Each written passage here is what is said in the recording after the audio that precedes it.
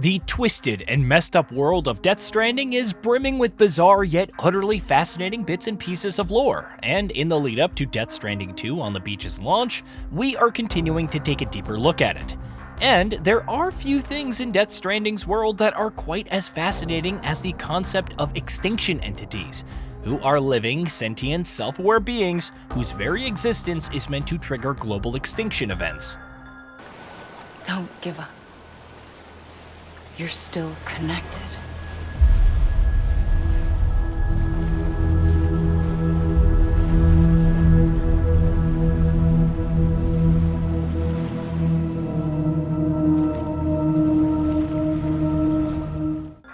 We learn towards the end of Death Stranding that the cataclysmic extinction event that humanity is currently grappling with, the eponymous Death Stranding, and the spectral assault of BTs, or beach things all over the world, among a multitude of other problems caused by the event, is the sixth of its kind over the course of a millennia, and that this one was caused by Bridget Strand, or Amelie, as that part of her that is tied to the beach is known.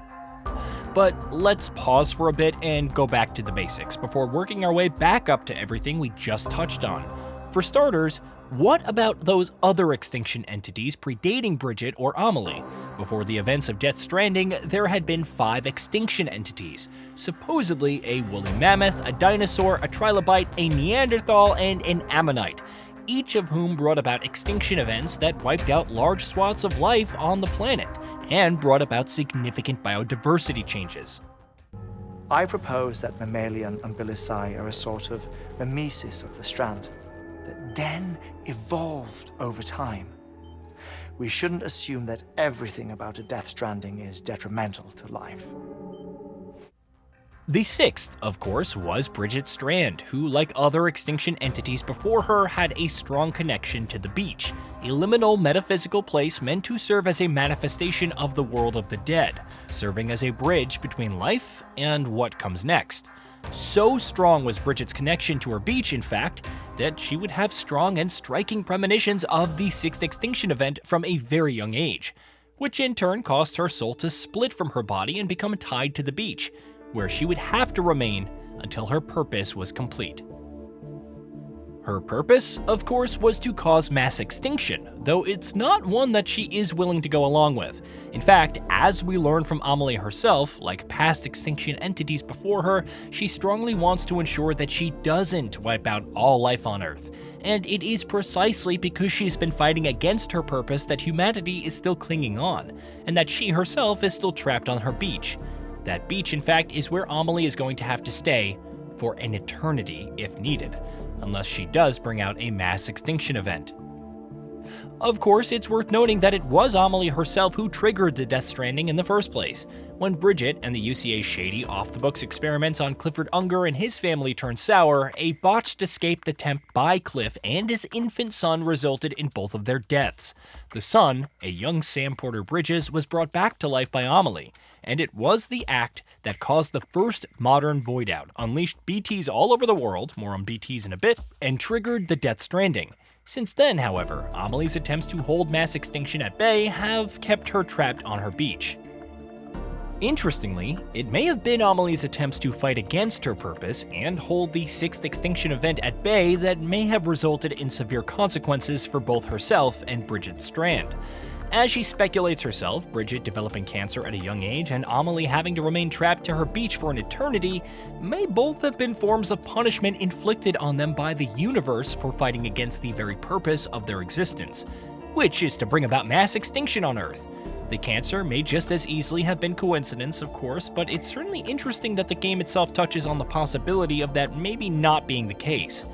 Whether more will be revealed on that front in Death Stranding 2 on the beach remains to be seen.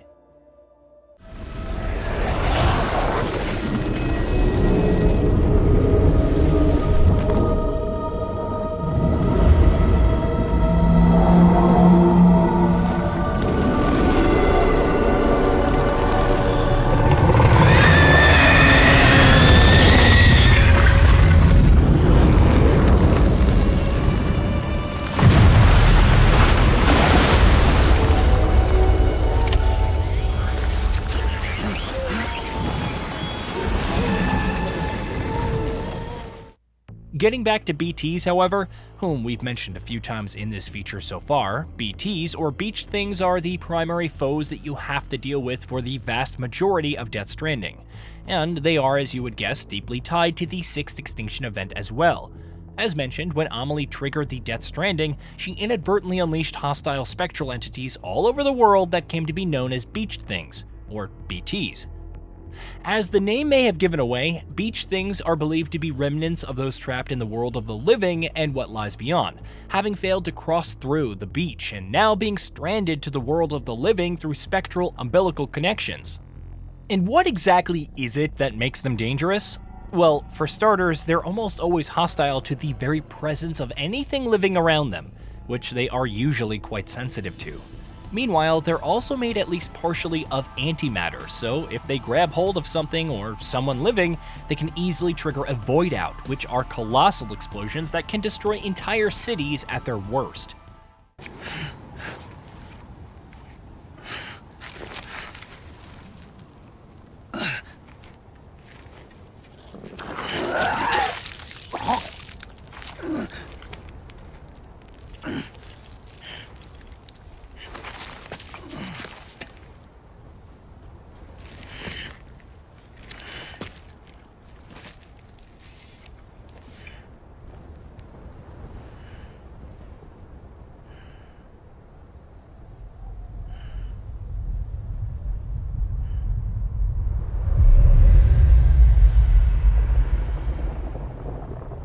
Once there was an explosion. A bang which gave rise to life as we know it. It's also worth mentioning that not all BTs necessarily align with what we just discussed. They are unknowable things by their very nature and don't always make sense, which is very on brand for a Kojima game, incidentally. For instance, though the overwhelming majority of beached things are hostile towards living things, not all of them are, like Mama's infant BT. Meanwhile, though, it is believed that most BTs are spectral remnants of dead humans, or other dead things. Some can be an entirely different nature, like Higgs' Titanic BT, which was seemingly entirely of his own creation. Even if you beat me, you can't save her. So all this is a done deal.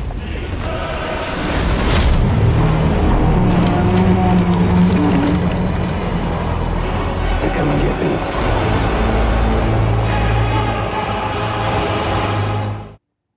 BTs are also particularly dangerous because they're not easily seen or sensed.